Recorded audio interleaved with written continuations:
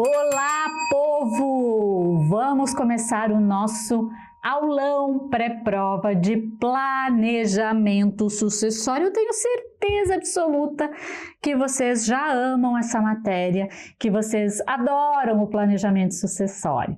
E quem ainda não ama vai passar a amar. Então vamos entrando aí na nossa live, vamos participando, porque essa aula vai ser crucial para vocês acertarem todas as questões do planejamento sucessório, tá? Então, o que a gente vai hoje nessa aula trazer para vocês? Enquanto o povo vai entrando, eu quero dizer aqui para vocês que essa aula vai trazer o conteúdo com total objetividade, vai trazer para vocês clareza para não errar nas questões, nas pegadinhas da prova, vai trazer domínio absoluto das regras sucessórias, vai chamar atenção para os detalhes cruciais, e nós temos muitos detalhes.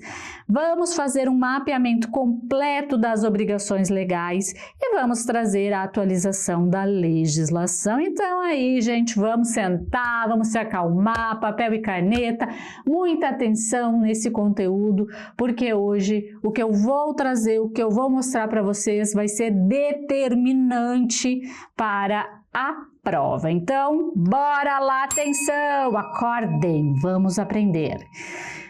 Antes de a gente entrar nos conceitos, nas regras do planejamento sucessório, eu quero explicar para vocês qual o objetivo, o porquê do planejamento sucessório, porque eu entendo que isso é de suma importância. Fazer esse raciocínio vai trazer para vocês uma objetividade maior, uma lógica maior.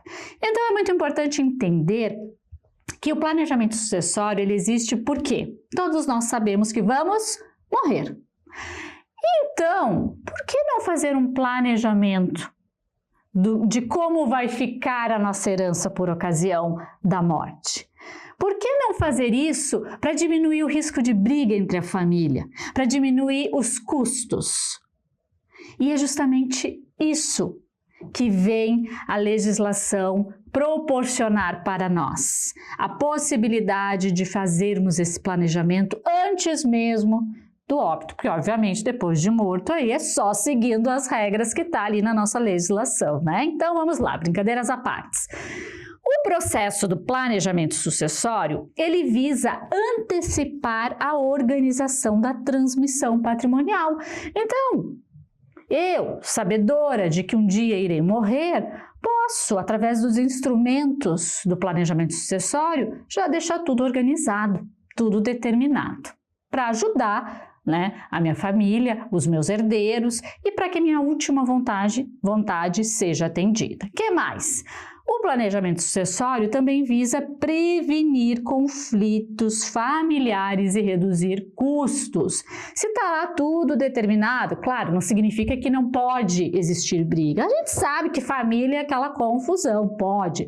Mas estando tudo já meio que determinado, organizado, dividido, diminui a possibilidade. Além disso, vocês vão ver que dentro dos instrumentos do planejamento sucessório, existe a possibilidade de redução efetiva de custos. Isso é muito importante, é muito relevante, porque é uma vantagem muito significativa do planejamento.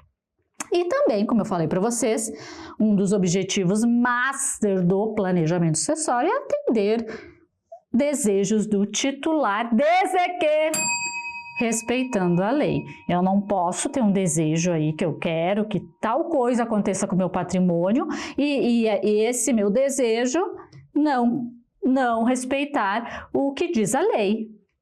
Aí não vai funcionar, aí vai ser declarado nulo, aí não vai ter eficácia. Por isso que é muito importante entender tudo que hoje nós iremos falar aqui neste aulão de direito sucessório. O que mais?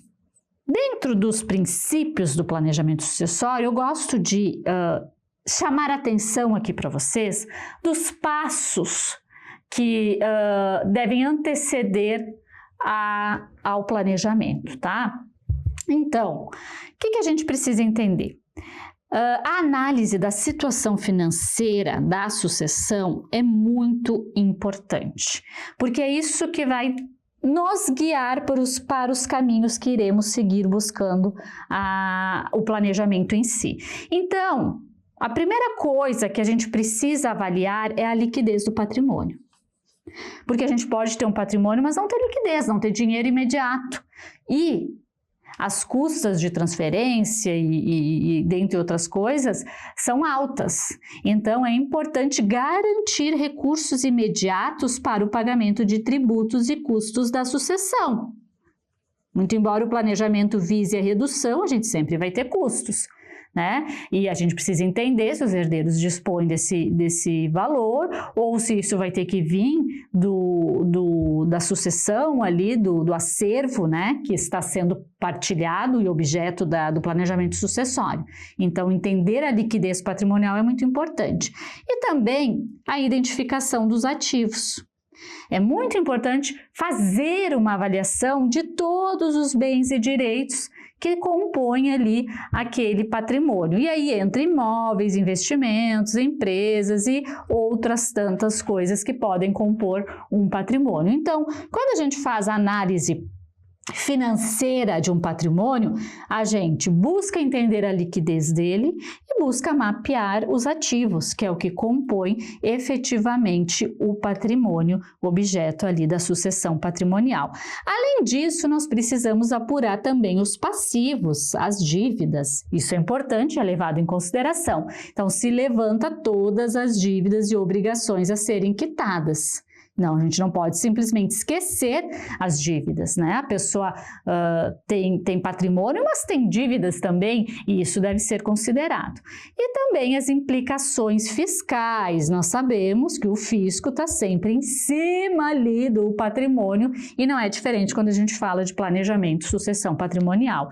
Então, temos que entender a respeito do imposto que incide em cima do planejamento sucessório, né, inventário, doação e etc., que é o ITCMD, e buscar estratégias para reduzir a carga tributária através das ferramentas que nós temos dentro do planejamento sucessório. O que mais que é importante entender? Qual o objetivo do planejamento sucessório? O que se busca com o planejamento sucessório? Primeira coisa é definir os beneficiários, indicar quem vai herdar o patrimônio e respeitando, obviamente, os limites legais. Por quê? A gente sabe que existem os herdeiros necessários. Quem são os herdeiros necessários? Ascendentes, descendentes, cônjuge ou companheiro. Uma pessoa que tem herdeiros necessários, ela não pode doar, tampouco deixar em testamento mais do que 50% do patrimônio para quem ela bem entender.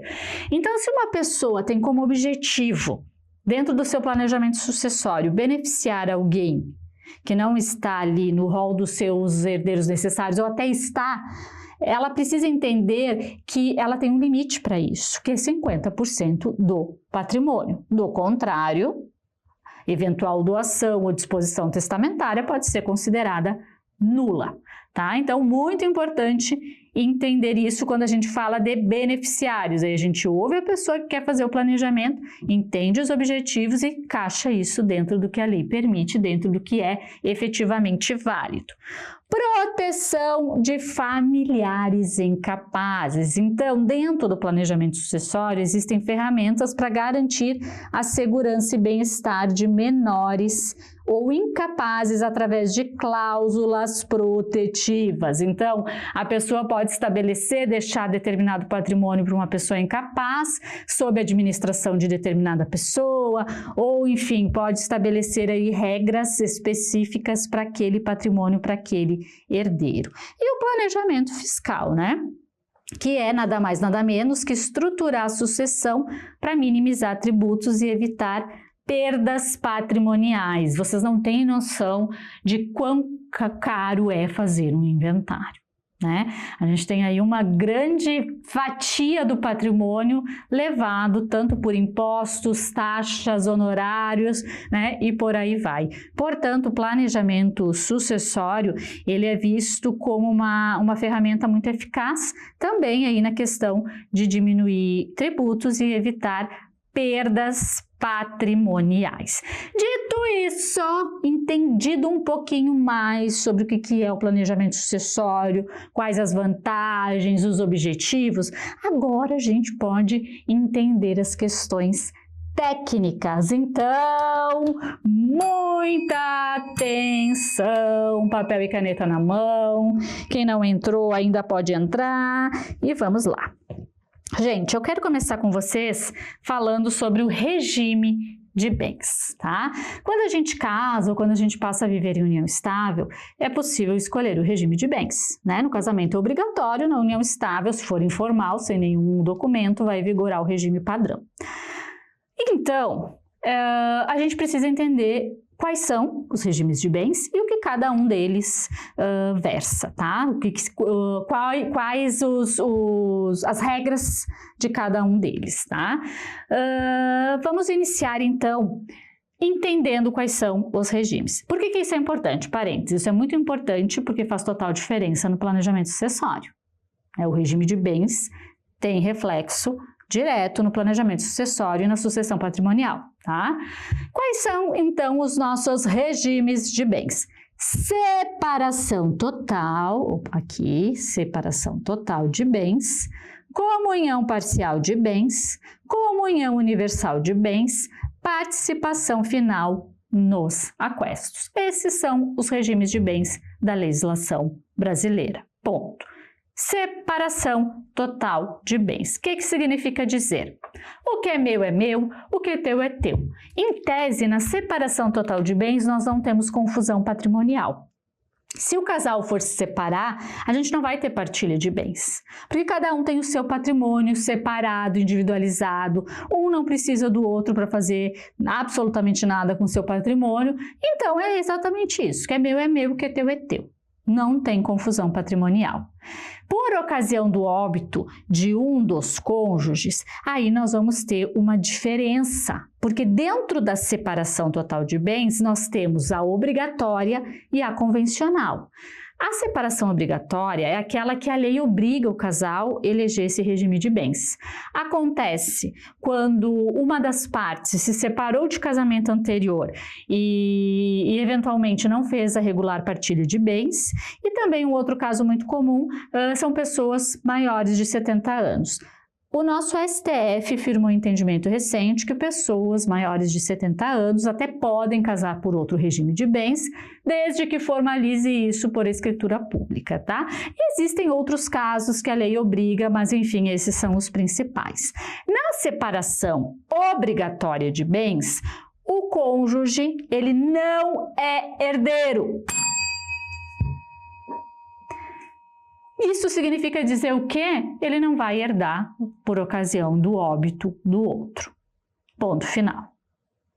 Já na separação convencional, que é aquela que o casal de comum acordo decide casar pelo regime da separação total, o cônjuge ele é herdeiro. Ou seja, ele vai concorrer junto com os outros herdeiros, descendentes ou ascendentes e etc. Tá? Na separação de bens, a gente não tem meação. O que é meação? Metade do patrimônio comum. Por quê? Porque a gente não tem patrimônio comum. A gente só tem patrimônio particular na separação total de bens, né? Lembre-se, não temos confusão patrimonial. Cada um tem o que é seu. O que é meu, o que é teu é teu. Então, muito importante lembrar disso, da diferença da separação obrigatória da convencional, que não tem meação, que na obrigatória o cônjuge não herda, na convencional ele herda. E a gente só tem, na separação de bens, patrimônio particular. Na comunhão parcial de bens, e aí eu peço atenção, hoje a gente vai tocar muito essa sineta, né? Porque eu preciso de vocês muito acordados para entender tudo que eu vou falar aqui. São muitas regras, então, olha, eu nem respiro. Eu preciso que vocês entendam tudo e vocês vão entender. A gente só sai daqui hoje com tudo entendido, tá? Então, essa sineta vai tocar muito hoje. Comunhão parcial de bens. Desde 1977, o regime padrão da nossa legislação é a comunhão parcial de bens. O que isso significa dizer? Se eu viver em união estável, e não eleger nenhum outro regime por escrito, vai se aplicar automaticamente o regime padrão da comunhão parcial de bens. Se eu casar e não eleger um regime diferente através do pacto antinupcial, o regime vai ser o comunhão parcial de bens. O que significa esse regime? Tudo que for adquirido a título oneroso na constância do casamento ou da união estável se comunica. Trata-se de patrimônio comum do casal. O que cada um tinha ao casar, ou o que for recebido de herança ou doação, não se comunica. É tido como bem particular. Entendido? O que cada um já tinha antes de casar ou de viver em união estável, e o que foi recebido a título de herança e doação é patrimônio particular de quem recebeu. Se esse casal se separar, o que cada um já tinha não se comunica. Não deve ser partilhado, assim como o que foi recebido por herança ou doação. Mas prestem atenção agora. Os frutos desses bens se partilham. O que isso significa dizer? Casei, e quando eu casei eu já tinha uma casa. Bonitinha, quitada, só minha. Casei, linda, maravilhosa. Na constância do casamento, elegi a comunhão parcial de bens, parênteses.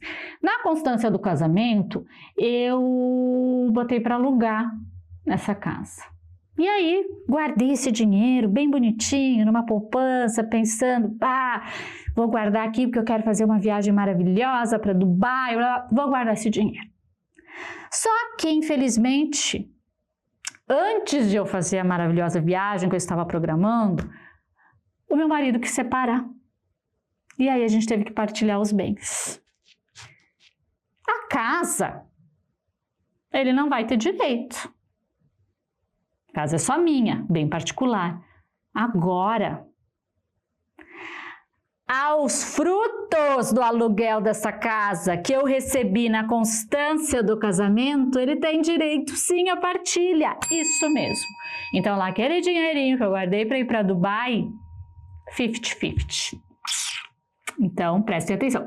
Isso vale também para dinheiro, né? Dinheiro que tá em conta bancária, que eu botei lá no investimento maravilhoso, né?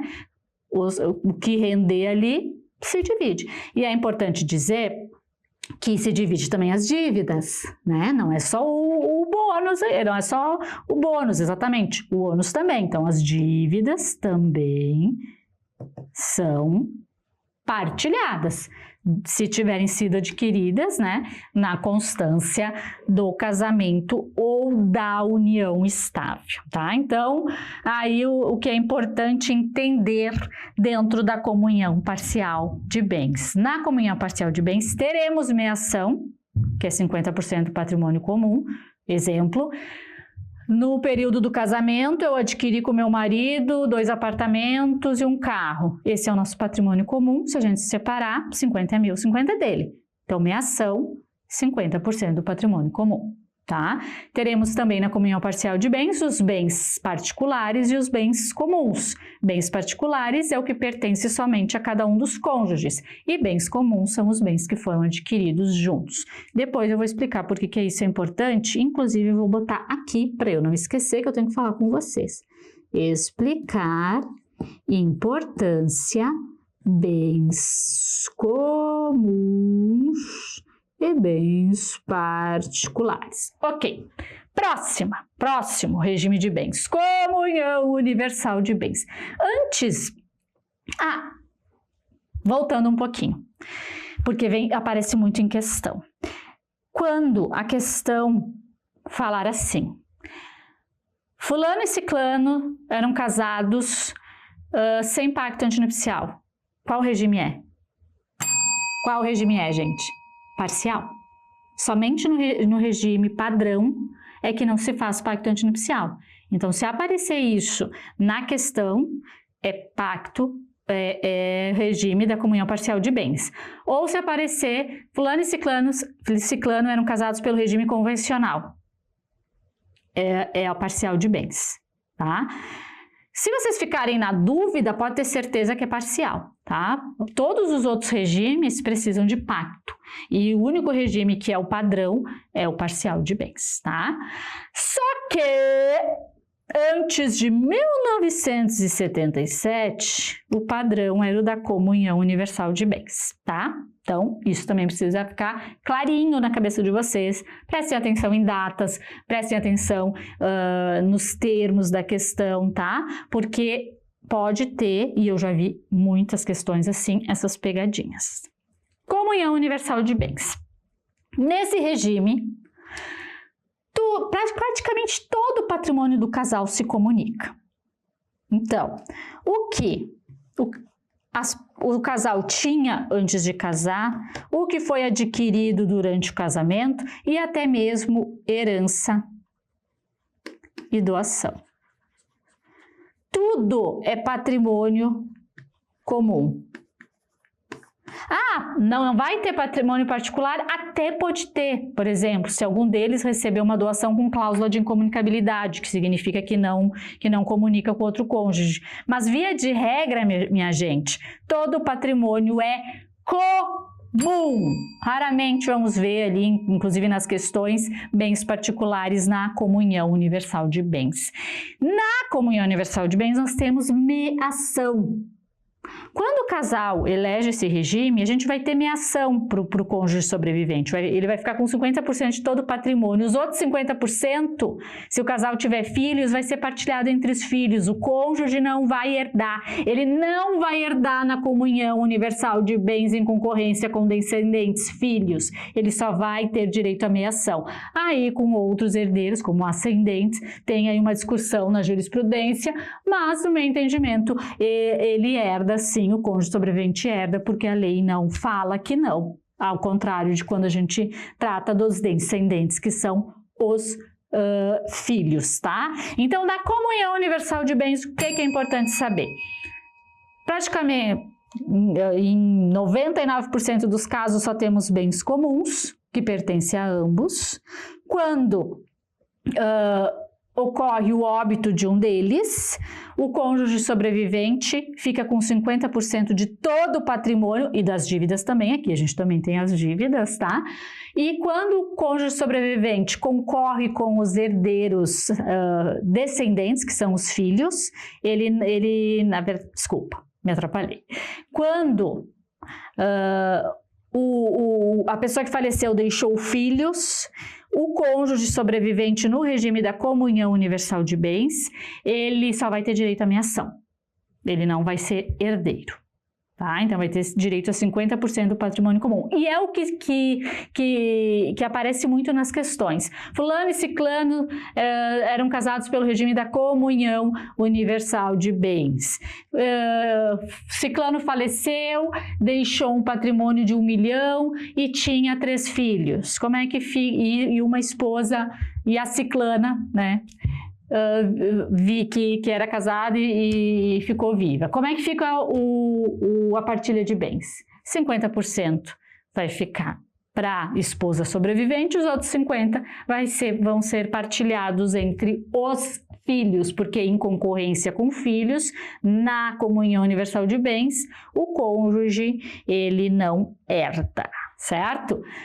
Participação final nos aquestos. Aqui eu vou apagar sim, galerinha, porque eu preciso lembrar disso que eu quero falar com vocês, tá? Então, vamos lá. Esse regime de bens, ele é pouco comum. Ele, na realidade, quem tem muito patrimônio acaba adotando ele, mas eu acredito, eu entendo que é um regime muito bom, viu? Ele mistura conceitos da comunhão parcial e da separação total de bens. Nesse regime, cada cônjuge tem o seu patrimônio separado, individualizado, durante o casamento. Então, cada um pode fazer o que bem entender com o seu patrimônio, sem assinatura, sem anuência do outro. Exatamente como acontece na separação total de bens. Agora, Por ocasião de eventual separação, é feito um levantamento de tudo que foi adquirido a título oneroso na constância do relacionamento e com base nisso é feito o quê? A partilha de bens, exatamente como acontece na separação parcial de bens. Aqui não entra o que cada um já tinha ao casar, exatamente como na parcial, e também o que for recebido a título de herança ou doação. Portanto, nós temos aqui bens comuns, bens particulares e também temos a figura da meação, o que é muito importante a gente entender. Pacto antinupcial. Já expliquei para vocês sobre o pacto antinupcial, né, gente? Se o casal quer casar por um regime de bens que não seja comunhão parcial, que é o regime padrão, ele vai precisar fazer o pacto antinupcial, que é uma escritura pública feita num tabelionato e depois levada lá onde o casal vai casar, no cartório de registro efetivamente. No pacto antinupcial é possível escolher um regime diferente do padrão ou também mesclar os regimes de bens e criar regras patrimoniais próprias do casal. E não só patrimoniais, regras até mesmo de convivência e etc., desde que não venha ferir dispositivos legais. Até mesmo multa por traição é possível incluir num pacto antinupcial. Então, essa é a figura do pacto. Volto a falar.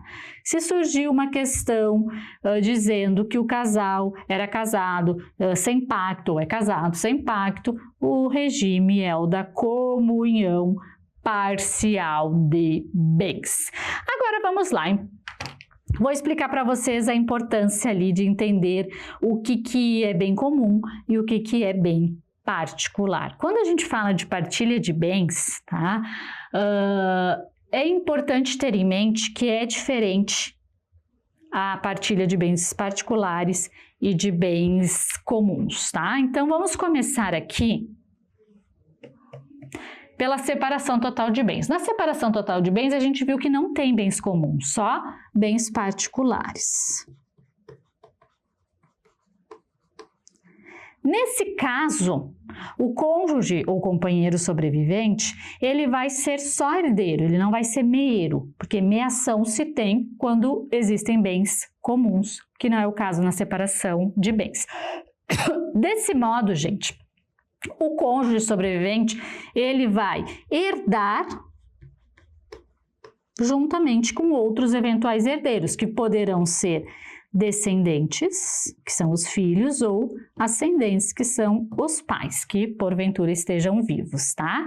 E aí ele herda, pega o patrimônio e se divide. Claro que existe a reserva legal do cônjuge, que é um quarto, que depois a gente vai falar, não vou falar agora para não encher muito a cabecinha de vocês, mas é importante entender aqui na separação total de bens, né? E quando se trata de convencional, porque no obrigatório o cônjuge não herda, o cônjuge, ele é herdeiro e o patrimônio vai ser dividido entre ele e demais outros herdeiros, reservada a reserva legal ali de 1/4 ou 25%, certo? Próximo.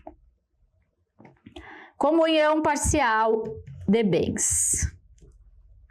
Nesse regime, nós temos bens particulares e temos bens comuns. Com relação aos bens comuns, o cônjuge sobrevivente ele não herda, ele só tem direito à meação. Ou seja, a gente vai ter que olhar na questão quais são os bens comuns, tirar os 50% do cônjuge sobrevivente e dividir o restante entre os demais herdeiros. Ah, o cônjuge não herda no saldo? Não. Com relação aos bens comuns, o cônjuge na separação parcial de bens só tem direito a 50% à meação. Agora, nos bens particulares, ele vai herdar, vai ter direito à partilha juntamente com os demais herdeiros, sempre observando a reserva legal de 25%. Tá? Isso é muito importante, cai muito nas provas, então preste muito atenção, tá? Com relação aos bens comuns, na comunhão parcial de bens, o cônjuge sobrevivente ele não herda, ele só tem direito à meação, que é 50% do patrimônio comum.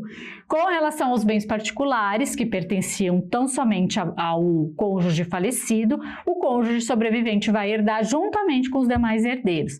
Lembrando que em concorrência com descendentes filhos tem a reserva legal de 25%. Próximo.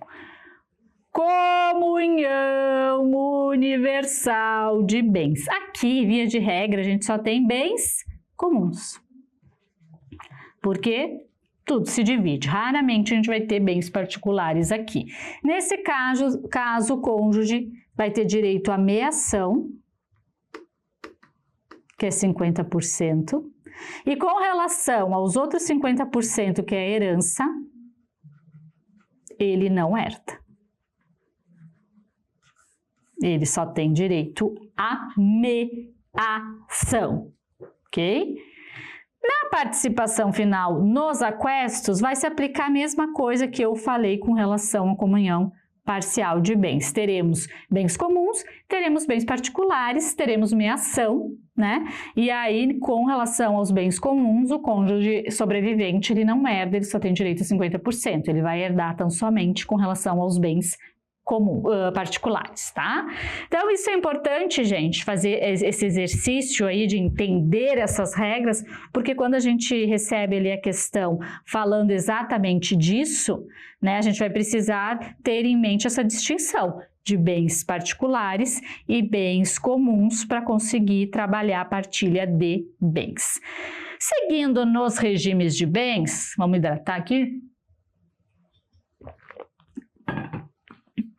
É possível, gente, e isso cai também bastante, mudar o regime de bens do casamento. Ou seja, eu vou lá, caso na separação total, depois a gente vê ali que não é muito justo e a gente decide mudar o regime de bens. É possível, só que não é um procedimento simples. Eu não posso chegar no cartório e dizer, eu vou mudar o regime de bens, ponto. Não, eu preciso ingressar na justiça. O juiz vai ter que autorizar a mudança do regime de bens. Mas por quê? É meu casamento. Porque o regime de bens tem reflexo em terceiros, em direitos de terceiros, como credores e outros herdeiros, eventuais outros herdeiros. Então, exige, quando a gente faz um pedido de mudança de regime de bens, a gente precisa explicar para o juiz o porquê que a gente quer mudar. Então, a gente precisa levar ao processo motivação relevante e mostrar que direitos de terceiros estão sendo preservados.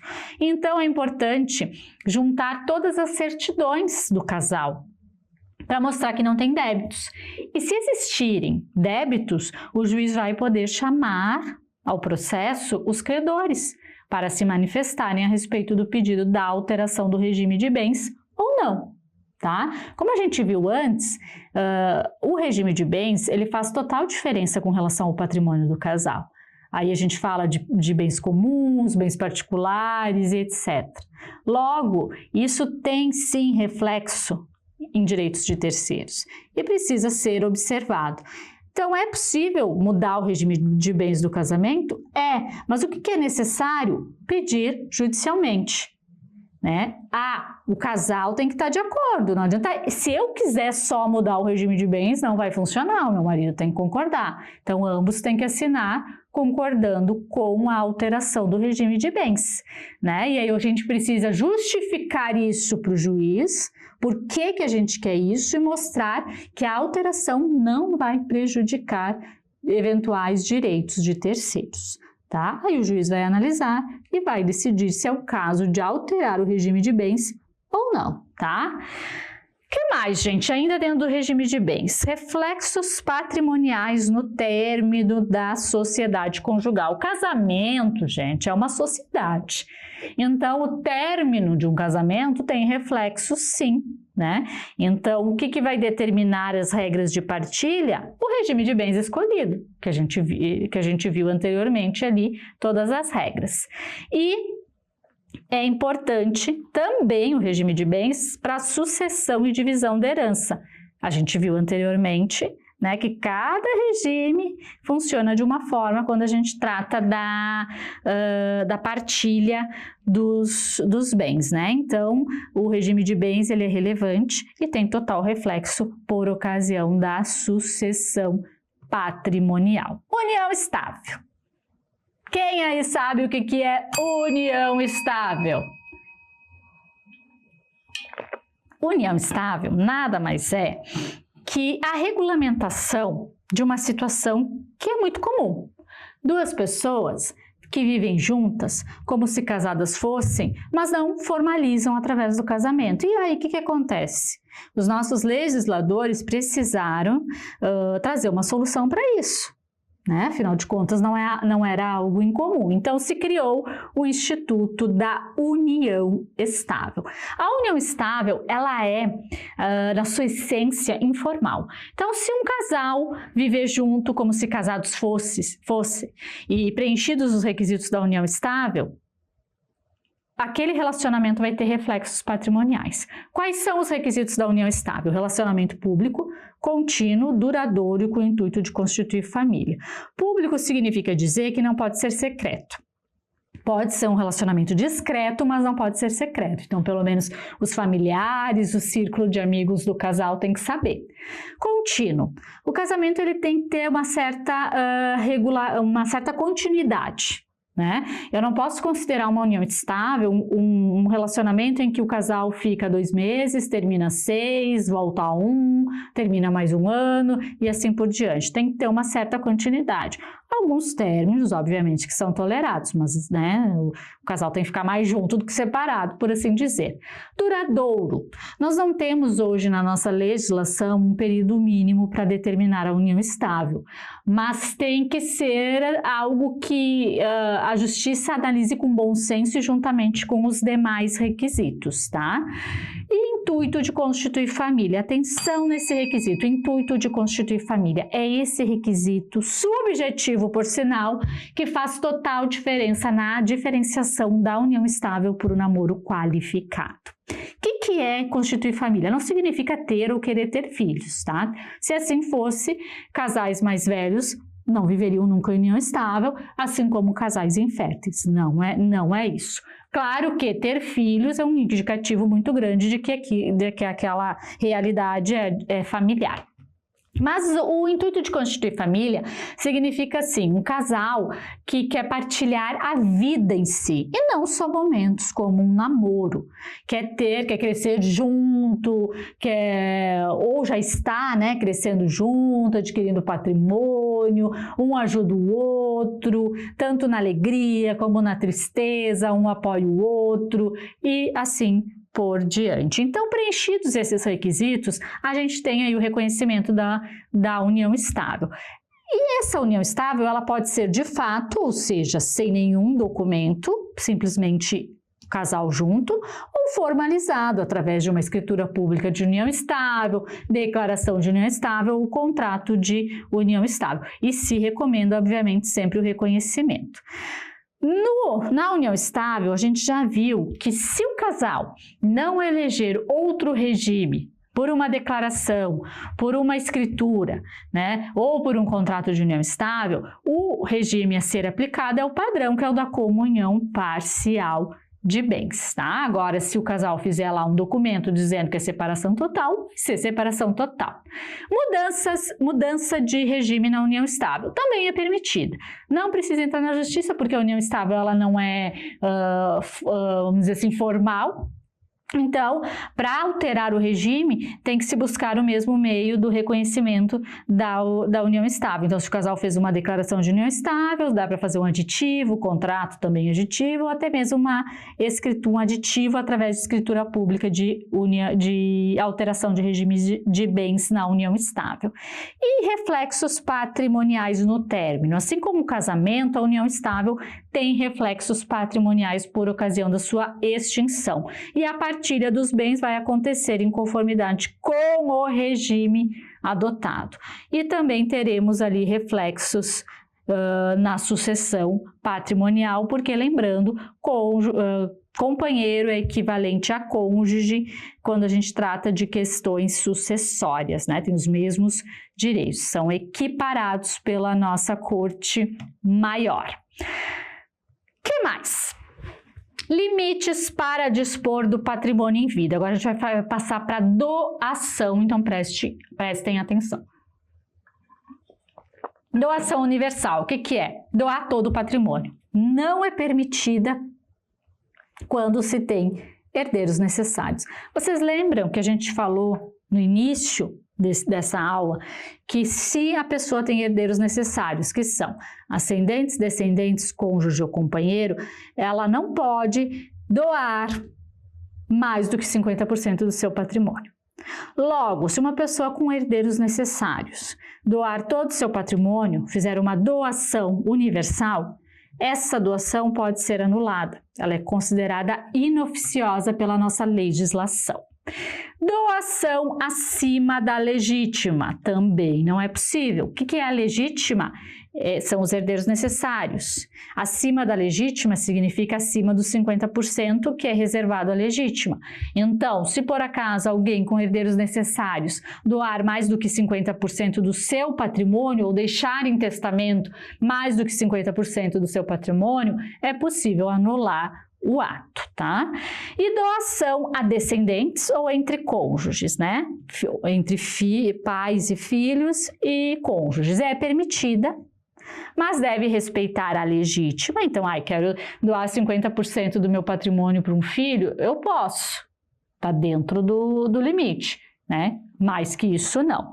E também é necessário observar as regras de colação. O que significa regras de colação?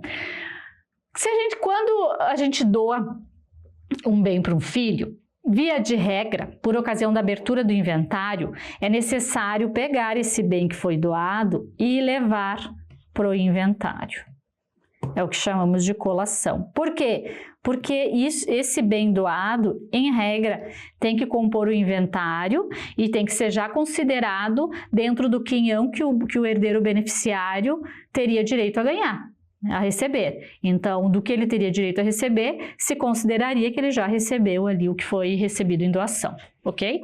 Agora, se o pai que fez a doação, ele não quer que esse bem doado seja levado à colação, ele quer sim beneficiar o filho com aquele bem a mais, além do que ele tem direito na partilha, ele precisa colocar na escritura pública de doação, que não se trata de adiantamento de legítima, de adiantamento de herança, e que, portanto, esse bem, por ocasião do seu óbito, não deve ser colacionado no inventário, Viram quantas regras tem? Isso é muito importante, gente. Agora só, vamos descontrair um pouquinho aqui, só falar uma coisa importante para vocês. Saber isso que nós estamos estudando aqui é muito importante para a nossa vida também, né? Não só para a prova, porque isso que estamos falando é o que a gente vive, né? Muitas pessoas se relacionam, vão casar, vivem em união estável, piriri, parará, vão morrer, tem patrimônio ou é herdeiro. Então, olha que legal poder entender isso. Eu tenho certeza que as decisões de vocês vão ser melhor tomadas sabendo dessas regrinhas aqui que muita gente não sabe e ignora e acaba ainda fazendo coisas sem conhecimento que lá na frente vão dar problema. Aspectos legais da sucessão. O que é a sucessão? Uma pessoa morre, o patrimônio vai dela para os seus herdeiros. Temos aí uma sucessão patrimonial. E quando a pessoa morre, a gente tem que abrir a sucessão, abrir o inventário, né? Então, isso ocorre com a morte do titular da herança. Morreu, se abre o inventário. Temos 60 dias aí para abrir o inventário. A transmissão da herança, ela é automática para os herdeiros, mas para se formalizar isso é preciso do inventário, que é o processo que vai transferir o patrimônio para os herdeiros.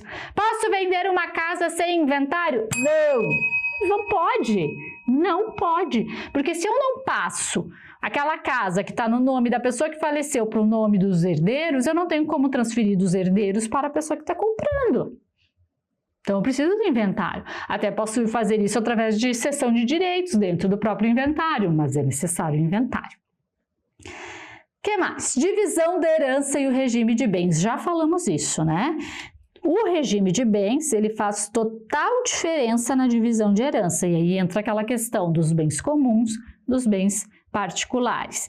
E aqui vem a meação e a herança. A gente já viu que meação é a parte do cônjuge sobrevivente conforme o regime de bens. Ou seja, é a metade do patrimônio comum. Se esse casal for se separar, cada um vai ter direito ali à sua meação. A herança é o patrimônio transmitido aos sucessores. Então, é o que pertence à pessoa que faleceu e que vai para os seus sucessores. Aspectos importantes aqui. Ordem para suceder. Descendentes, filhos, né? Cônjuge e companheiro. Ascendentes, que são pais, avós, bisavós. E aqui, né, filhos, netos, bisnetos. E colaterais até 4º grau. Aqui, gente, quando a gente fala de ascendentes e descendentes, é importante lembrar que o grau mais próximo exclui o mais remoto, né? Então, se tem filhos, os netos, bisnetos não herdam. Se tem pais vivos, os avós, bisavós não herdam. Então, o grau mais próximo exclui o mais remoto. Se a sucessão ocorrer entre descendentes e cônjuge, ou seja, filhos e cônjuge, quando eu falo cônjuge, eu me reporto também aos companheiros, que são equiparados, nós não teremos concorrência na comunhão universal e na separação obrigatória de bens. Isso a gente já viu, né? Eu já expliquei para vocês. Na comunhão universal, nós só temos meação. E na comunhão e na separação obrigatória de bens, o cônjuge, ele não é herdeiro. E há concorrência na parcial, na comunhão parcial, com relação aos bens particulares, da mesma forma, na participação final nos aquestos, tá? Nas quais, né, o cônjuge concorre sobre os bens particulares. Aqui eu vou passar mais rapidinho porque a gente já se ateve a essas questões quando vimos ali atrás os regimes de bens. Agora, quando o ascendente concorre com um cônjuge é diferente. Os ascendentes a gente viu, pais, avós, bisavós.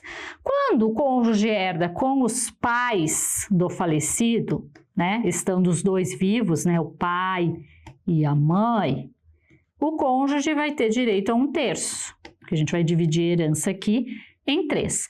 Agora, se por acaso o pai já tiver falecido, só tiver a mãe, nós teremos aí meio a meio. A herança vai ser dividida, tá? E o cônjuge, ele herda sozinho se não houver descendentes ou ascendentes. Ah, tem um irmão vivo. O irmão não herda, quem herda é o cônjuge, tá? Sozinho. Tem filho vivo e só filho e irmão. O irmão não herda, só o filho. Importante lembrar disso.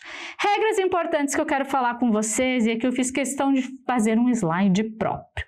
Direito de representação. Gente, vou até tomar uma água, tomem também.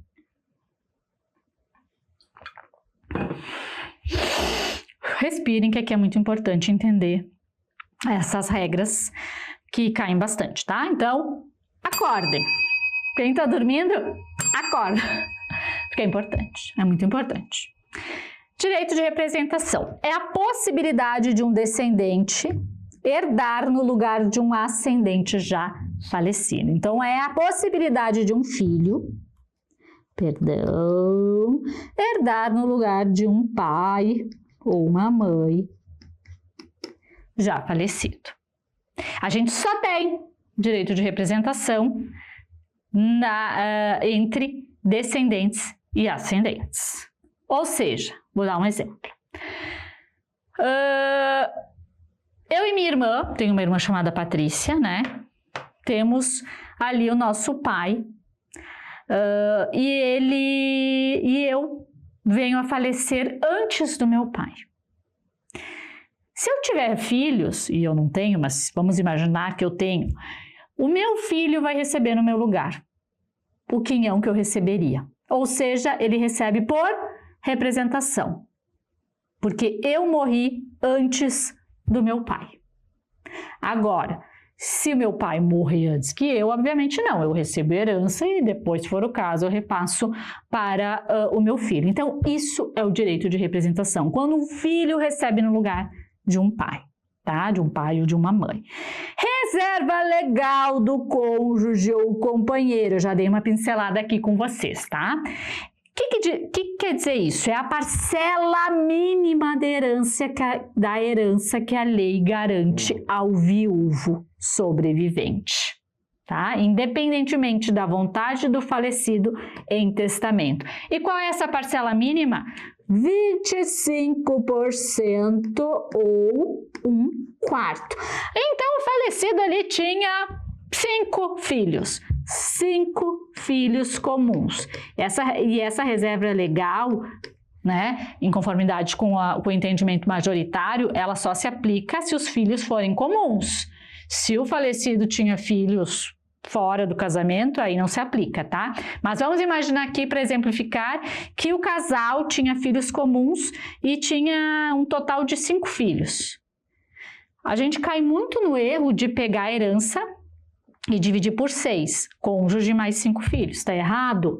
A gente tem que destacar a reserva legal do cônjuge, que é 25%, tá? Então, a gente pega a herança, aplica os 25% e o saldo divide entre os 5 filhos, tá? Então, prestem atenção, anotem isso bem anotado, porque são regrinhas que caem muito, porque elas pegam muitas pessoas no contrapé. Vamos lá. Colaterais até 4º grau. Quem são os colaterais até 4º grau? Irmãos bilaterais e unilaterais. O que é isso? Irmãos bilaterais são os irmãos do mesmo pai e da mesma mãe. E unilaterais é que tem a identificação só do pai ou só da mãe. Quando ocorre uma sucessão entre irmãos, os bilaterais herdam em dobro. Isso também é bem importante. Os bilaterais herdam em dobro. Então, se a gente tiver ali uma questão entre herança vinculada a irmãos, lembrem-se que bilaterais herdam em dobro. Representação. Também temos o direito de representação aqui, onde os filhos de irmãos sucedem por representação. Então, um irmão pré-morto, né, o filho dele pode vir receber, né, obrigatoriamente receber no lugar do pré-morto. E demais colaterais temos tios, primos e etc. Herança jacente. O que é uma herança jacente? É quando a pessoa não tem herdeiros. Ok? Aí passa o tempo que a legislação prevê, não apareceu herdeiros, a herança vai para o Estado, momento em que ela se torna vacante. Tá? Então, a herança jacente é um efeito e aqui a vacante é o resultado, vai para o Estado. Isso também é importante, já vi cair em prova, tá? Às vezes a gente é só uma palavrinha, não, é muito importante. Jacente é não ter herdeiros, passou o tempo da lei, a herança vai para o Estado, ela se torna vacante, tá? Bem importante também. Equiparação do cônjuge, do companheiro ao cônjuge, a gente já falou isso também, né? Foi reconhecida a equiparação para fins sucessórios, conforme nossa Corte Maior, que é o STF. Então, o companheiro herda em igualdade de condições que o cônjuge, tá? É união estável, é companheiro, mas igual às regras que se aplicam a um casamento formal, vai se aplicar aqui na união estável para fins sucessórios, muito embora o nosso Código Civil não diga isso, mas como o STJ definiu, está definido, é o que se aplica. Aceitação e renúncia da herança. A herança, pessoal, ela pode ser aceita e a aceitação pode ser expressa ou tácita, né? Ou seja, o simples ato de estar ali se envolvendo com o inventário já é uma forma tácita de aceitar a herança. Agora, se ela for renunciada, é necessário fazer a formalização, tá? Não existe renúncia tácita, é preciso formalizar, dizer não quero a herança em termos simples. Outra coisa que é muito importante, não existe representação na renúncia, eu vejo isso cair muito em prova. Fulano renuncia à herança para beneficiar seu filho, renunciou errado, a herança vai para os herdeiros da mesma classe. Então, não existe representação na renúncia. E aí, a herança vai para os herdeiros da mesma classe, tá? Então, importante entender isso. Vocês vejam como são regrinhas pequenininhas, né? Que fazem toda a diferença. Fazem toda a diferença e levam ao erro se a pessoa não tiver ligada.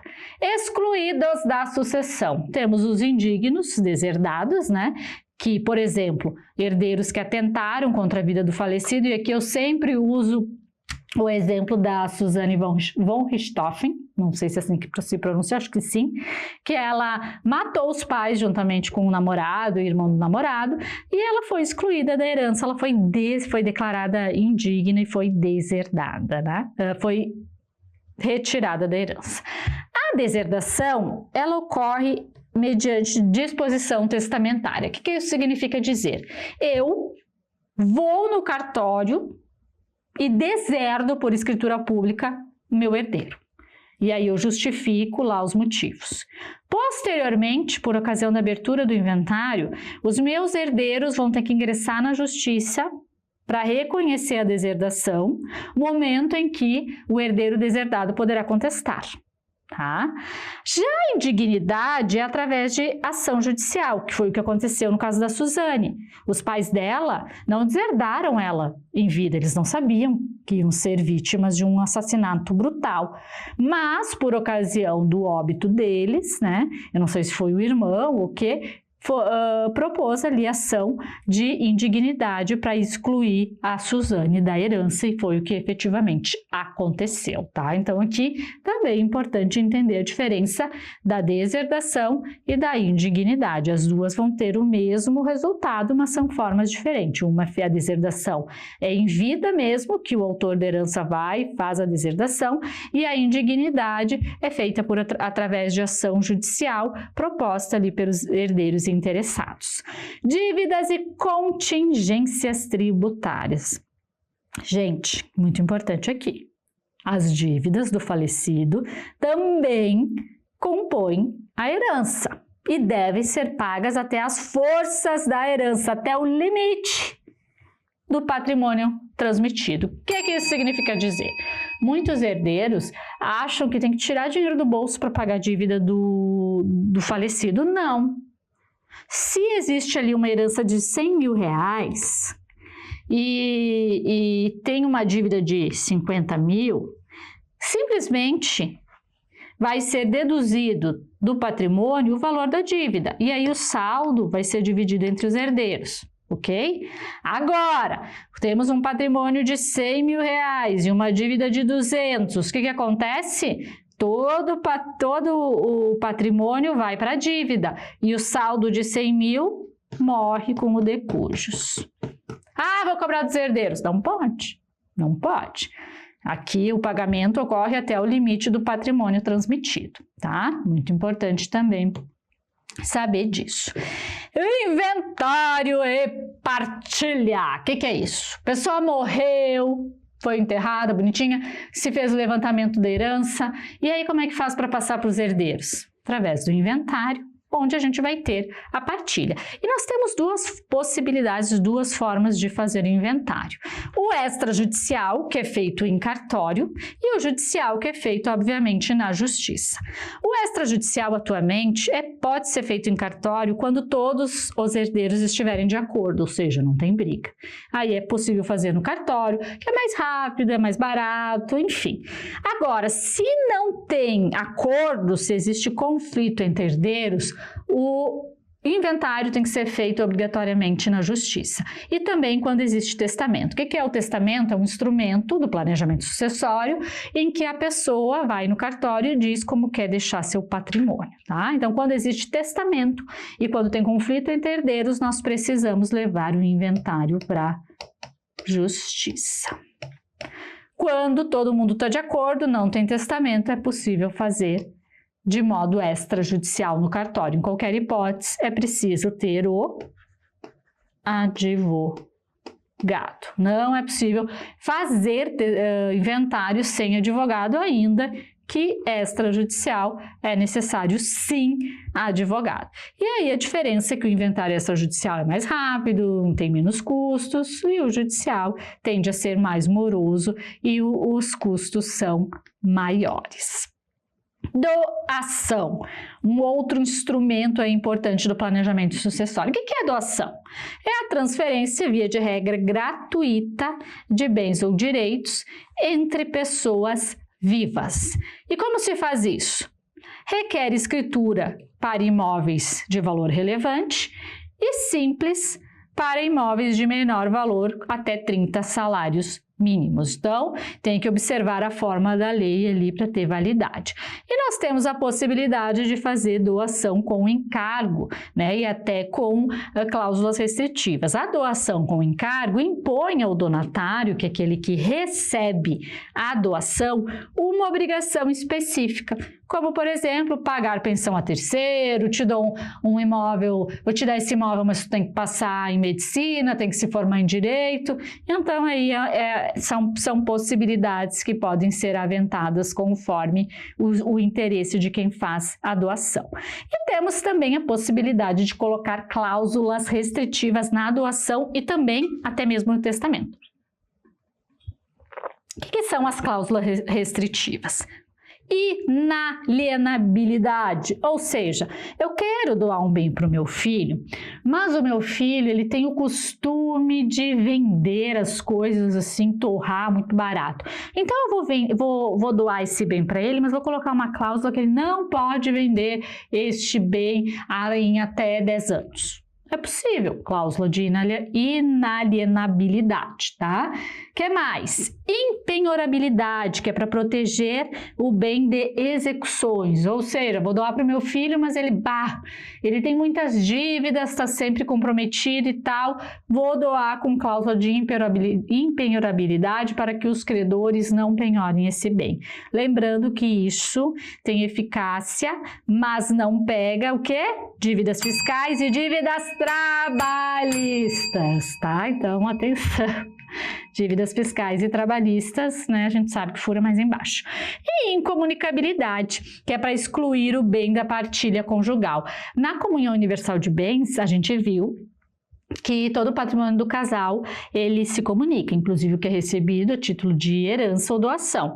Se uma pessoa quer fazer uma doação e não quer que o patrimônio se comunique com o cônjuge ou companheiro do donatário, é possível colocar uma cláusula de incomunicabilidade, tá? E aí não vai se comunicar, né? E isso tem uma grande eficácia quando a gente fala do regime da comunhão universal de bens. Colação da doação, já falamos, mas vamos lá. Doações feitas a descendentes, filhos, devem ser conferidas ao acervo hereditário para igualar cotas. E aí eu expliquei para vocês, se a quem doou não quiser isso, tem que constar na escritura pública de doação. Reversão e revogação, também é possível incluir isso na escritura de doação. Reversão prevê que o bem pode retornar ao doador. Por exemplo, se o donatário morrer antes do doador, ele pode prever que o bem volta para o doador. E revogação acontece como uma consequência ou uma consequência de ingratidão ou inexecução de encargo. Eu doei um apartamento para o meu filho, mas eu coloquei a condição que ele deveria se formar em medicina, não formou, ele não cumpriu o encargo, portanto, é possível revogar a doação. Vejam que até mesmo uma doação que parece simples, né? Doar um bem para outra pessoa, pode ter aí regras específicas e questões próprias que têm total relevância. Usufruto. Quem nunca ouviu falar de usufruto? Doei um bem para o meu filho com reserva de usufruto. O que é a reserva de usufruto? É o doador reservar para si o usufruto do bem, mantendo o direito de uso e fruição do bem. Ou seja, Se eu doar uma casa para o meu filho com reserva de usufruto, eu vou poder morar na casa e retirar os frutos dela até eu falecer, porque eu me reservei esse direito. Né? Ele tem a propriedade, eu tenho o usufruto. Ele tem a nua propriedade, eu tenho o usufruto, tá? Interesse de credores na doação, muito importante, gente, né? Quem não pensa assim, eu vou doar todo o meu patrimônio para o fulano de tal, para que os meus credores não encontrem nada em meu nome. Atenção! A nossa lei não é ingênua, né?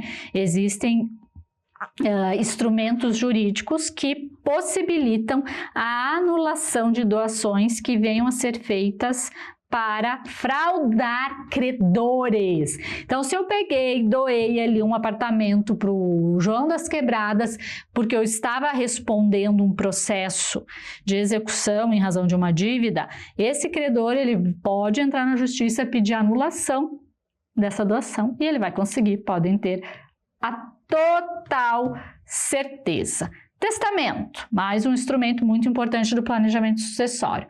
É um ato jurídico, pessoal e irrevogável, pelo qual se dispõem bens e se estabelecem disposições de última vontade. Então, se eu quero já determinar no meu testamento para quem que fica meu patrimônio, o que que fica para quê, como que vai acontecer a administração e etc., eu posso me utilizar do testamento. E ele é revogável. Se hoje eu fiz um testamento, amanhã me arrependi, posso revogar.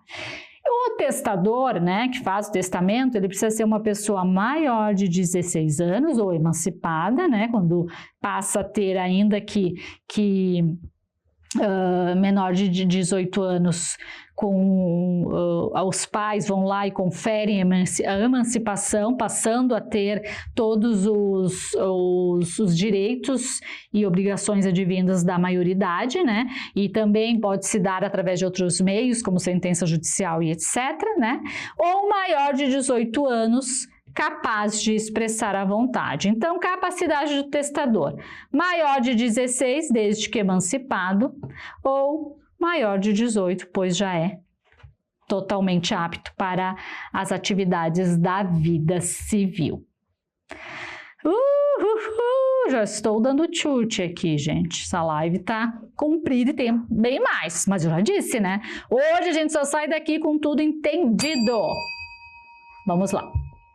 Quais as formas possíveis de testamento? Público, que é o mais comum, feito por tabelião, num tabelionato, com testemunhas. É o jeito mais comum e que tende a ser o mais correto, porque tem ali a figura do tabelião fazendo toda a análise.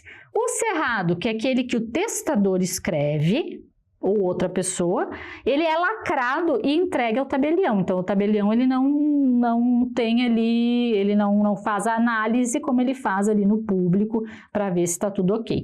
E o particular é o escrito pelo testador, lido e assinado na presença de 3 testemunhas, não é levado ao cartório. E o testamenteiro é a pessoa nomeada para cumprir as disposições testamentárias. É ela que vai, via de regra, abrir testamento e fazer valer a vontade do testador. E assim como na doação, no testamento nós podemos incluir cláusulas restritivas, né? Que são as mesmas: inalienabilidade, impenhorabilidade, incomunicabilidade, que os mesmos conceitos que falamos por ocasião da doação se aplicam aqui. Seguro de vida, gente, também é um instrumento do planejamento sucessório. Seguro de vida é um contrato que garante o pagamento de indenização a beneficiários indicados após o falecimento do segurado. E aqui nós não precisamos obrigatoriamente indicar como segurados os herdeiros necessários, eu posso indicar qualquer pessoa. O seguro de vida não é herança. Também não tem que passar pelo inventário. E a transmissão é direta e mais rápida. dívida, tá? Então, aqui nós temos um instrumento que pode ser usado pela pessoa que quer beneficiar alguém, né? E que não vai ser sujeito ali às regras da sucessão. Então, nós não temos a questão dos herdeiros necessários e também não temos a necessidade de inventário. É possível deixar para quem bem entender, sendo herdeiro ou não. Planos de previdência também são utilizados como instrumentos do planejamento sucessório, né? Temos o PGBL e o VGBL, que são instrumentos que podem proporcionar proteção financeira aos beneficiários. Geralmente também não entregam herança, mas obviamente que pode ser objeto de disputa judicial, dependendo ali de disposições e do regime de bens do casamento. Quando a gente fala de PGBL, que é Plano Gerador de Benefício Livre, nós temos a indicação para esse plano para quem faz declaração completa, não a reduzida, do imposto de renda, porque permite deduzir até 12% da renda bruta anual tributável na declaração de imposto de renda.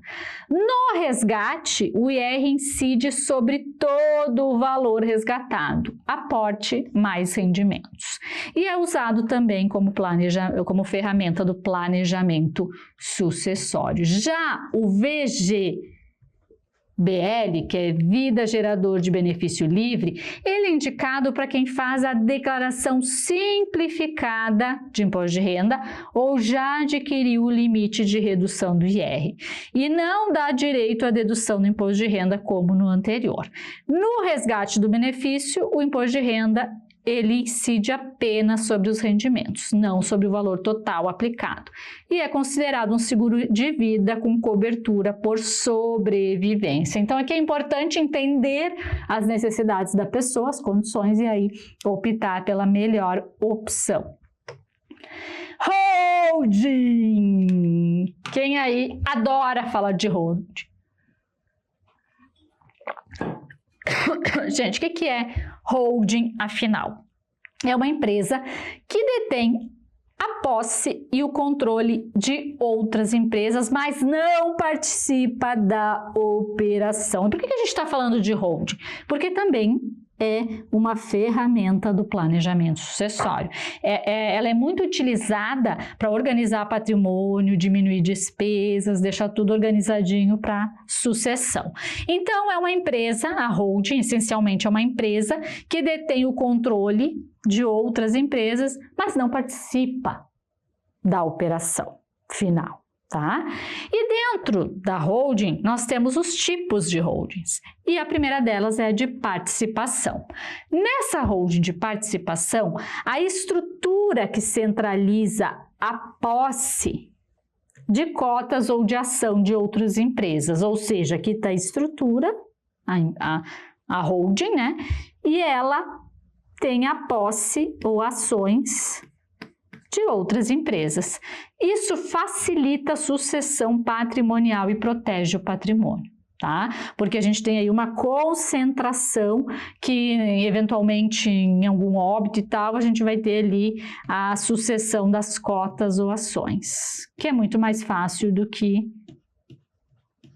compor ali todo o patrimônio dentro de um inventário. Então, a holding de participações, ela centraliza a posse de cota e ações de outras empresas para facilitar a administração, a sucessão patrimonial e também a proteção patrimonial.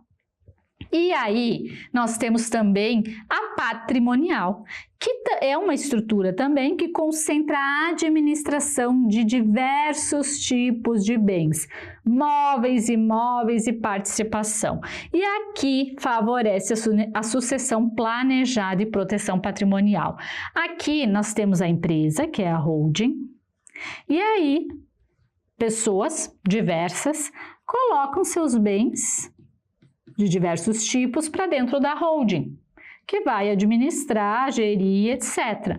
Aqui nós temos uma organização, uma sucessão mais organizada também, e temos proteção patrimonial, porque, via de regra, o que está aqui na holding não responde pelos débitos do sócio pessoa física, que vai responder até o limite das suas cotas. Os bens vão estar ali integralizados como capital social. E dentro da holding patrimonial, nós temos a holding imobiliária, que é uma empresa criada para gerir e administrar bens imóveis de uma mesma família, que é o que diferencia da geral, tá? E gera benefícios fiscais e facilita a divisão patrimonial, né? Então, os sócios vão integralizar os imóveis dentro da holding, que vai administrá-los, enfim, né? E por ocasião de eventual óbito, o que vai compor o inventário são as cotas ou ações, e não os bens que estão lá dentro da holding, que é uma pessoa jurídica diferente da pessoa dos sócios. E dentro das holdings é possível criar regras próprias através de acordo de cotistas, é possível fazer, trabalhar uma série de coisas para atender os interesses de quem está ali querendo fazer a holding para proteger o patrimônio, para fazer a sucessão patrimonial. Então, questões de administração, cota, enfim. Também é possível, se existe uma doação, né, quando a gente faz a holding familiar, que geralmente os patriarcas fazem a doação das cotas para os filhos, é possível colocar todas aquelas cláusulas restritivas que vimos por ocasião do estudo da doação, tá? Então, é um instrumento muito eficaz, muito utilizado para quem tem muito patrimônio, para organizar, como uma ferramenta de redução fiscal e também de proteção patrimonial. Outra ferramenta, outra estrutura do planejamento sucessório são os fundos de investimentos, né? O que é um fundo de investimento? É uma forma coletiva de aplicar dinheiro, onde vários investidores, que são os cotistas, se reúnem os seus recursos em um condomínio de investimentos que é administrado por uma instituição especializada, o gestor, que é que decide como que vai aplicar os ativos. Então, quando a gente vai procurar um fundo de investimento, a pessoa que nos atende procura entender nosso perfil. Se é conservador, se é arrojado, enfim.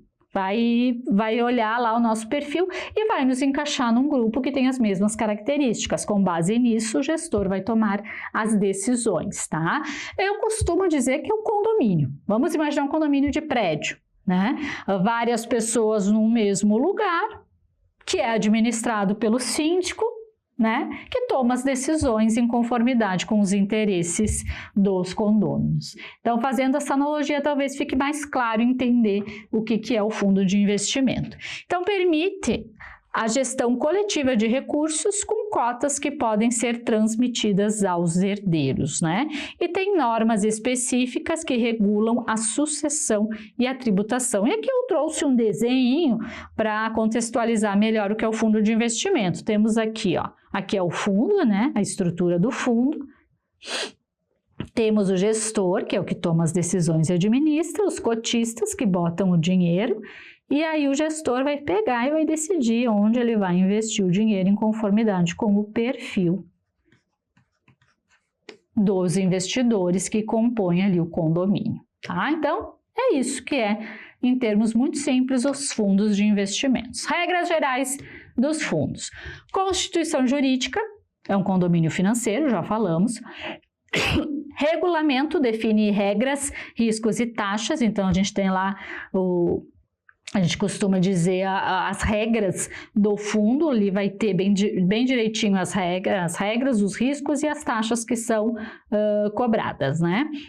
Gestão profissional, autorização da CVM, divisão de cotas, que vai ser proporcional ao investimento de cada cotista, e a responsabilidade é limitada até o limite do valor que foi investido. Fundos fechados. Ai, volta. Peraí, gente. Sabe quem sabe faz ao vivo, né? Aqui, fundos fechados. Quando a gente fala de fundos fechados, que nós temos fundos fechados e fundos abertos. Nos fundos fechados, as cotas não são resgatáveis a qualquer momento. Eu tenho que saber que eu botei o dinheiro lá, tenho que esquecer. A venda ocorre no mercado secundário. Aqui nós temos uma maior liberdade na gestão, o foco é em ativos de longo prazo, até por isso que não são resgatáveis a qualquer momento, e muito importante, desde 2024, sujeito ao Come Cotas. O que é o Come Cotas? É um mecanismo de antecipação do imposto de renda em fundos de investimento no Brasil, que funciona como uma cobrança automática do imposto de renda, né? Sobre os rendimentos que é feito pelo próprio governo, ou seja, é o leão em cima aí do lucro. Aqui eu quis trazer uma planilha diferenciando fundos abertos de fundos fechados para ficar bem visível aqui. Resgate no fundo aberto, qualquer momento. No fechado, no encerramento ou via mercado secundário, e aí possivelmente perdendo valores. Liquidez no aberto é alta, tá? Prazo de resgate definido em regulamento. No fechado é restrito. Depende da venda de cotas na bolsa ou fim do prazo. O cálculo da cota no aberto é diário. Já no fechado, normalmente pela negociação em bolsa. A tributação no aberto é IR semestral. E no fechado, desde 2024, também IR semestral, o Come Cotas. Rendimentos no aberto é eventual. No fechado, é frequente em alguns custos, fundos, como por exemplo nos fundos imobiliários que mensalmente pinga lá na conta os rendimentos. Flexibilidade de gestão, o aberto tem maior liquidez, é ideal para resgate rápido, o fechado tem maior exposição a ativos de longo prazo ou baixa liquidez. Exemplo dos abertos, renda fixa, multimercados, ações. E o fechados, os fundos imobiliários de participação e etc. Então aí bem facilzinho para entender a diferença dos fundos de investimento. Outra ferramenta utilizada no planejamento sucessório é o Trust, que é um tipo de sociedade que não possui personalidade jurídica e que é constituída em jurisdição internacional como forma de aumentar a proteção do patrimônio. Não tem regulamentação ainda no Brasil, existe, eu acho, um projeto de lei, mas não tem regulamentação. Aqui no Trust existe a separação entre a titularidade formal e a administração do patrimônio, né? A pessoa, quem quer instituir o trust, faz ali a administração separada de quem efetivamente vai se beneficiar. Pode ser usado para proteção patrimonial e sucessão, mas lembrando que no Brasil ainda não tem regulamentação. Qual a estrutura? O settlor, que é quem cria, o trustee, que é quem vai administrar, e os beneficiários que vão receber os benefícios, tá? Então se faz um contrato onde se passa a administração para o trustee, que vai gerir ali, vai administrar e repassar os benefícios para os beneficiários, tá? Então é feito um contrato particular com regras próprias, pode ser irrevogável ou não, então tudo vai depender ali do que os particulares vão definir com relação a isso. Aí também não é tão popular no Brasil como a holding, mas é algo que está crescendo, carece de regulamentação no Brasil, mas estamos caminhando para isso. Aspectos tributários, vamos entender aí os impostos. Que imposto que incide quando a gente fala de inventário, de sucessão patrimonial? ITCMD, que é o imposto de transmissão, causa-mortes ou doação. Competência, quem que cobra? Estado, né? Então, cada estado define suas alíquotas e regras, tá? Então, vamos imaginar que eu morri aqui, moro no Rio Grande do Sul, faleci aqui, o Rio Grande do Sul que vai definir as regras do imposto que vai incidir sobre a minha sucessão. Fato gerador é a transmissão de bens e direitos por herança ou doação. Então, a transmissão do patrimônio através da herança ou da doação. E a base de cálculo é o valor de mercado dos bens transmitidos. Geralmente, a Cefaz faz a avaliação dos bens e já calcula o imposto, né? Cefaz é da Secretaria da Fazenda Estadual, onde a gente encaminha ali todos os dados dos bens, do patrimônio, para que eles sejam avaliados e tributados. Pode haver impugnação, sim, né? Mas é tudo via Cefaz. Ali alíquota pode ser progressiva ou fixa, depende do estado. Então, vai depender da legislação estadual. Geralmente, entre 2% e 8%, sendo que São Paulo, a alíquota é fixa, 4%, mas também estão caminhando aí para uma alíquota progressiva, né? Ou seja, conforme o valor do patrimônio, o percentual aumenta. O contribuinte é o herdeiro ou donatário e o momento de pagar no inventário ou na lavratura da escritura de doação. Inventário quando é sucessão e escritura de doação quando é, obviamente, doação. Isenções. Existem casos de isenção, sim, do ITCMD, mas vai depender conforme o estado. Heranças de baixo valor, doação entre determinadas entidades, enfim, existem regras próprias, tudo vai depender do respectivo estado. ITBI, Imposto de Transmissão Intervivos de Bens Imóveis. De quem que é a competência para cobrar o ITBI? Do município. Quando a gente compra um imóvel, sede, enfim, vai ter a incidência do ITBI. O fato gerador é a transmissão onerosa de bens imóveis entre vivos, porque se acontece uma transmissão em caso de óbito, é ITCMD. A base de cálculo é uma discussão muito grande, depende do município, mas o STJ teve que intervir, porque alguns municípios faziam ali a base de cálculo com base na sua avaliação do patrimônio e não com base no que o contribuinte declarou. O STJ entende que o correto é que o contribuinte declarou por ocasião da lavratura da escritura pública, sendo que o município até pode contestar se for um valor muito diferente do valor de mercado através de um processo administrativo, dando o efetivo direito de resposta e defesa para o contribuinte, tá? Então, aí nós temos uma controvérsia, uma discussão muito grande, mas que não é relevante para o momento. Alíquota vai depender do município, mas em média de 2% a 4%. O contribuinte é o adquirente, que é quem compra o bem, e o momento de pagar no momento do registro da transmissão lá no cartório de registro de imóveis, ou seja, a pessoa paga, na prática, né, paga o ITBI e encaminha a documentação para o cartório de registro de imóveis passar o bem para o nome de quem comprou. Se não tiver certidão negativa do ITBI, o cartório não vai registrar, não vai conseguir transferir o imóvel para o seu nome. Então, é uma construção aí para evitar a sonegação. Tá? Então, aí também importante entender sobre ITBI. Isenções existem também, depende do município, né? Exemplo, primeira aquisição de imóvel popular, a gente tinha Minha Casa Minha Vida, Minha Casa Verde Amarela e outras tantas, dependendo, né, de cada município, então, conforme a legislação local. É necessário consultar a legislação local para saber. E nós temos o Imposto de Renda, o LEAM, que é um tributo federal que incide sobre a renda e proventos de qualquer natureza ou ganhos auferidos por pessoa física e jurídicas no Brasil. A competência da União, governo federal, e o fato gerador é o recebimento de proventos de qualquer natureza, ganho de capital na venda de bens herdados ou doados. Ganhou? Teve lucro? Imposto de renda em vista. Base de cálculo. E, via de regra, a diferença entre o valor da alienação e o valor da aquisição, quando a gente fala aqui de imóveis. E quando é de rendimentos, é sobre o rendimento.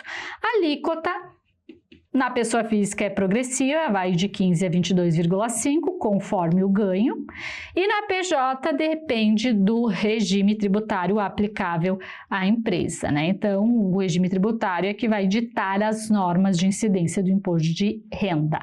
Contribuinte, qualquer pessoa física ou jurídica que tem obrigação legal de pagar o imposto devido, conforme as regras estabelecidas na legislação tributária. E o momento de pagar também depende do tipo de contribuinte e da modalidade de apuração do imposto, tá? Então, tudo isso depende da natureza. Existem isenções, né? Então, é importante a gente trazer aqui algumas fontes no exterior, até R$ 2.824, tá? estão isentas. Venda de imóveis residenciais, né? Se vender um imóvel, for adquirir outro em até 180 dias, existe a isenção e temos o limite ali de R$440 mil, né? Se a pessoa for fazer a venda de um imóvel de R$440 mil, ela não vai ter ganho de capital, caso seja, tem que ser o único imóvel, né, da pessoa, e o contribuinte não pode ter se beneficiado dessa regra nos últimos 5 anos. Então, na venda de imóvel residencial, temos 2 possibilidades de isenção. Imóvel, né, que foi vendido para aquisição de outro em até 180 dias e imóveis com valor máximo de R$440 mil, caso seja o único imóvel do contribuinte, ele não tenha se beneficiado dessa regra nos últimos 5 anos. Isenção de imposto de renda pessoa física. A poupança, juros são sempre isentos. Dividendos distribuídos isentos para pessoas físicas, desde que pagos segundo a legislação vigente. E prêmios na loteria isentos na declaração, porque o IR já é retido na fonte. Leão não perde tempo.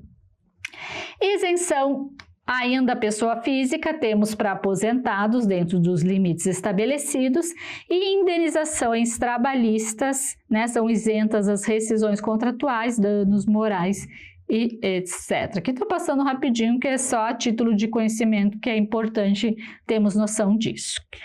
Ainda dentro de pessoa física, aluguéis até R$ 2.824 também é passível de isenção mensal, e pessoas com deficiência, se os rendimentos estiverem relacionados à condição de deficiência, aí é necessária comprovação médica. Pessoa jurídica, isenção, benefícios e imunidades para entidades sem fins lucrativos, obviamente que tem que atender os requisitos legais de assistência, educação, ciência, cultura, e as microempresas e empresas de pequeno porte que aderem ao Simples Nacional têm um regime simplificado que pode gerar aí reduções e isenções parciais do imposto. Dividendos distribuídos, então não incide imposto de renda na distribuição de lucros aos sócios e acionistas, e a gente vê muito as empresas se utilizarem disso para diminuir os encargos, né? E imunidade setorial, educação e saúde, né, com fins filantrópicos, podem ser imunes, desde que devidamente regulamentadas. Gente, vamos respirar um pouquinho.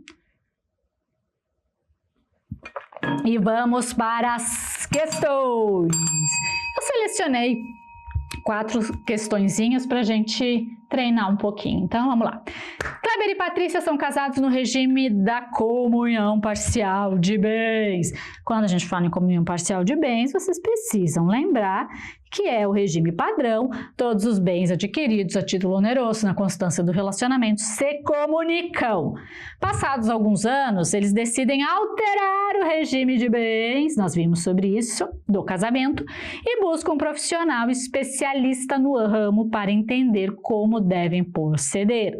Dessa forma, o profissional responde que, letra A, será necessário que os dois estejam cientes, assinado o documento, e obrigatoriamente deve ser feito mediante autorização judicial. Certíssimo, tudo que falamos aqui sobre a alteração do regime de bens. Tem que ser na justiça obrigatoriamente, o casal tem que estar de acordo, tem que assinar o documento, né? E é preciso, aí não está aqui, mas vou acrescentar, resguardar os interesses de terceiros. Aí letra B fala que não será necessário que os dois estejam cientes, já está errado. Letra C, será necessário que os dois estejam cientes, assinando o documento, e poderá ser feito via extrajudicial, errado. E D, o regime de bens adotado nos casamentos é de ordem da imutabilidade, errado também. Então, letra certa, alternativa certa, letra A, de amor. 2. Kleber era casado com Patrícia pelo regime da separação total de bens. Aqui cada um tem o seu patrimônio separado, isolado, Não se comunica, o que é meu, o que é teu é teu. E tiveram 2 filhos, o Noah e o Kleber Jr. Mesmo amando muito seus filhos, o Kleber dava toda a sua atenção apenas para o seu neto Bolívar, filho do Kleber Jr.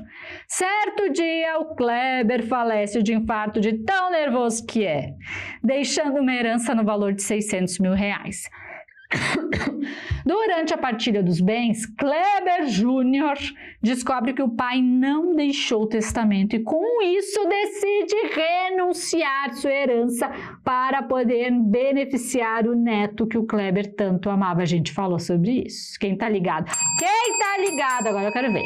Com isso, podemos afirmar que a partilha dos bens deixados por Kleber ficará da seguinte forma após a renúncia. Gente, vocês sabem, né? O Kleber Jr. renunciou à sua herança para beneficiar o filho Bolívar. Mas o que a gente viu sobre direito de representação? Não tem direito de representação na renúncia. Repitam comigo, não tem direito de representação na renúncia. Se cair uma questão assim na prova, eu quero que vocês me escutem falando no ouvido de vocês. Não tem direito de representação na renúncia, ok? Ok, então, para onde que vai a parte que seria do Kleber Jr.? Vai para o herdeiro da mesma classe, ou seja, o Noah se deu bem. Então, nós vamos pegar os 600 mil, vamos dividir pelo número de herdeiros, Patrícia, Noah e Kleber Jr., 3. Chegaremos numa cota de R$200 mil. Patrícia vai receber os seus 200, bem bonitinha, e 200 ficaria para o Kleber Jr. e 200 para o Noah, mas o Kleber Jr. renunciou. Então, os 200 do Kleber Jr. vai para o herdeiro da mesma classe, para o Noah, que vai ficar com 400.